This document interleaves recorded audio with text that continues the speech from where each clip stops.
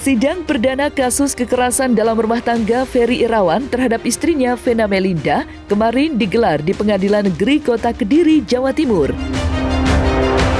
Dari persidangan tersebut, tim kuasa hukum Ferry Irawan mengungkapkan hal yang cukup mengejutkan. Sunan Kalijaga dan Michael Pardede selaku tim kuasa hukum Ferry menuding jika dakwaan terhadap kliennya rancu dan terkesan dipaksakan. Tidak hanya itu, dalam persidangan kemarin, tim kuasa hukum Ferry itu juga membeberkan jika pelapor dalam hal ini Vena Melinda sama sekali tidak mengalami patah tulang. Sontak saja pernyataan dari tim kuasa hukum Ferry tersebut membuat publik heboh. Lantas, hal-hal mengejutkan apa saja yang selama ini tidak diketahui publik dalam kasus KDRT yang membuat Ferry dijadikan tersangka dan mendekam dalam tahanan? Dana itu kan dakwaan jaksa, kita bantah dengan eksepsi. Eksepsi itu bantahan dari pengacara, di mana beberapa dakwaan itu memang agak rancu menurut kami. Di situ dikatakan kalau memang dari hasil visum itu tidak ada namanya patah tulang ya. Dan di mana pasal tersebut 44 ayat 1 KDRT itu adalah menurut kami salah. Karena pasal tersebut adalah pasal yang di mana korban tidak bisa melakukan aktivitas. Ya.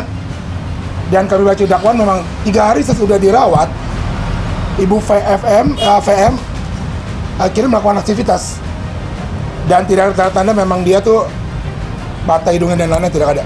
Kita nggak mau ngarang-ngarang cerita, itu kan ada di dakwaan. Di dakwaan disebutkan kalau dia suka mukul-mukul bagian kepalanya. Ya saya juga mau menambahkan itu kan semua ada di dakwaan. Ya Pak Ferry bilang saya tidak melakukan, demi Allah saya melakukan. Ya, saya bilang ya itu hak kamu dan memang kami percaya dengan omongan Anda. Tapi kan ini sudah dituangkan di BAP dan sudah proses sampai ke persidangan. Walaupun jujur ini dipaksakan. Tapi ya mau bilang apa, kita tetap menghormati hukum Republik Indonesia. Kita menghormati hukum pidana. Dipaksakan kan pasal 44 ayat 1. Kan dia masih bisa aktivitas. Setelah 3 hari Ibu VM dirawat, akhirnya bisa pulang. Ya saya juga nggak mau dari pihak sebelah sana, saya juga nggak mau menjelek-jelekan, enggak lah. Kita semua sama, kita saling menghormati. Cuman biarlah proses yang berjalan nanti akan menghasilkan suatu jawaban yang terang benderang. Hari ini akan terungkap di persidangan, itu dicatat. Jadi selama ini kalau kami menyampaikan di tanggal berapa itu, pada waktu Pak Ferry diperiksa di Polda Jatim, Pak Ferry mengatakan Ibu V memukul dirinya sendiri. Ingat ya? Lalu kemudian dibantah oleh penasihat hukumnya, dikatakan itu fitnah berat. Hari ini itu akan terungkap, tunggu aja. Itu akan menjadi fakta nanti. Betul nggak itu Ibu V memukul dirinya sendiri? Sulit.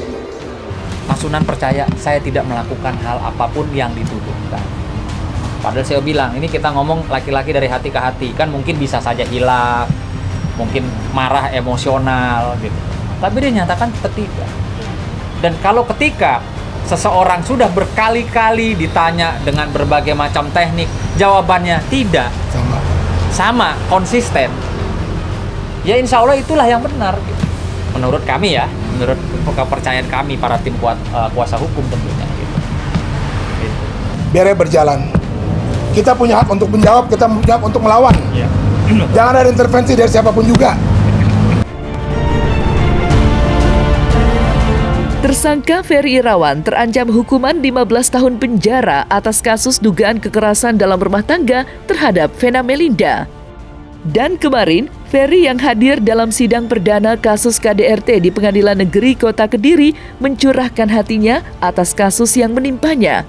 Namun, dalam sidang perdana tersebut, Vena sebagai pelapor tidak hadir dalam persidangan. Ibu 3 anak itu hanya diwakili oleh tim kuasa hukumnya. Lepas dari ketidakhadiran Vena, publik seperti tersengat mendengar pernyataan Ferry yang menyinggung jika dirinya dikorbankan demi keuntungan Vena. Ferry juga berjanji akan mengungkapkan fakta yang sebenarnya terjadi dalam kasus KDRT yang membuat dirinya ditetapkan sebagai tersangka. Lantas, pesan apa yang disampaikan Ferry untuk Vena? Pertama-tama saya mengucapkan innalillahi wa inna ilaihi raji'un terhadap hati Kenapa selama ini saya tidak pernah berkomentar? Karena tidak lebih kalau saya berkomentar atau memberikan statement hanyalah aib rumah tangga yang akan saya buka. Yang pertama. Yang kedua, saya tidak berdaya melawan sistem, di mana sistem itu dipaksakan ke saya untuk saya berada dalam tahanan untuk sesuatu perbuatan yang tidak pernah saya lakukan, dan saya bukan pelaku KDRT. Sekali lagi saya tekankan, saya dipaksakan oleh satu sistem, di mana sistem itu membuat saya menjadi tahanan untuk satu perbuatan yang tidak pernah saya lakukan, dan itu nanti akan saya ungkap dalam persidangan. Selama ini saya diam tidak berkomentar karena apa yang saya hadapi adalah orang yang saya sayangi, orang yang saya cintai, tapi dialah juga yang membuat saya menjadi tahanan sampai detik ini. Saya bagaikan pohon di tengah jalan yang harus disingkirkan, digantikan dengan simpatisan untuk kursi dewan kekuasaan. Itulah yang terjadi sama saya. Ya, memberikan support aja Bang Ferry nanti dan mengikuti proses sidangnya. Karena itu kan hal yang positif ya, seperti Bang sudah bilang, dan kita juga punya keyakinan kita juga bisa menang. Dan mudah-mudahan kebenaran itu akan terbukti nanti saat pengadilan. Dan Bang Ferry tetap mendapatkan keadilan yang sebenar-benarnya. Itu aja. Mana ada orang tersangka ngaku sih? Ngerti nggak? Mana ada orang tersangka ngaku? Ya, itu aja. Dan buktinya sudah hampir 2 bulan ditahan. Itu sudah cukup berat loh, 2 bulan untuk KDRT. Ya, jadi sebenarnya Vena itu sudah menang. Itu aja. Nanti biarkan itu menjadi surprise buat masyarakat Indonesia. Ya, namanya kejutan kan kalau kita beritahu sekarang bukan menjadi kejutan lagi. Makanya begini, yang pasti kami tim penasihat hukum akan membuka seluruh fakta, dan pengadilan ini adalah tempat yang paling tepat untuk membuka fakta dan alat bukti. Makanya selama ini kami diam, kami tidak pernah menunjukkan satu alat bukti pun. Tetapi persidangan ini adalah tempat pada saatnya kami akan membuka seluruh alat bukti kami. Di situ akan kelihatan siapa yang benar dan siapa yang salah. Begitu. Oleh karenanya kepada seluruh masyarakat Indonesia, tunggu hasil proses persidangan. Jangan lagi mengatakan bahwa Pak Ferry ini seakan-akan bersalah. Seperti kata penasihat hukumnya Ibu V itu yang mengatakan Pak Ferry kan sudah melakukan tindak pidana kekerasan dalam rumah tangga yang berat. Itu kan belum dibuktikan. Nah, inilah adalah ranah yang paling tepat untuk kami membuktikan. Betul nggak kalau terjadi dugaan tindak pidana kekerasan dalam rumah tangga itu? Dan kami punya buktinya. Begitu. Jadi kalau kita itu surprise-nya apa? Tunggu aja, namanya surprise. Namanya kejutan kan begitu.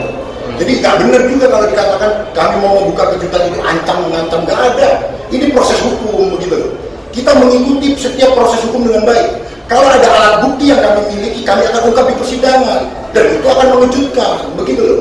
Jadi jangan dikatakan ada ancaman dan lain-lain. Udah saya bilang, saya di sini nggak mau terlalu jauh. Saya nggak mau terlalu jauh, itu kewenangan dari masing-masing pihak ya. Nanti saya dilaporin lagi ITE kan. Intinya memang ada pembicaraan dengan mereka. Saya juga menghormati ke Polres, Jaksaan dan pengadilan biar bergulir. Masalah memang ada ucapan A, B, C, D itulah urusan mereka lah. Saya nggak mau jadi tambah ruyam ya. Dari berjalan, ini kita udah menyampaikan keberatan kita. Nanti mereka jawab. Nanti kita jawab lagi sebelum ada putusan sela. Nanti ada saksi ahli kita sampaikan. Ada saksi lain. Ada rekaman video juga di mana bisa untuk meringankan Pak Ferry. Ya, yang pasti apapun itu seperti yang aku selalu bilang ya, aku sama Atala sebagai anak akan selalu support mama, akan selalu ada buat mama, mendoakan mama. Kalau itu mungkin harus tanya. Iya. Tapi soal itu mah mesti tanya ke pihak yang bersangkutan lah menurut aku ya.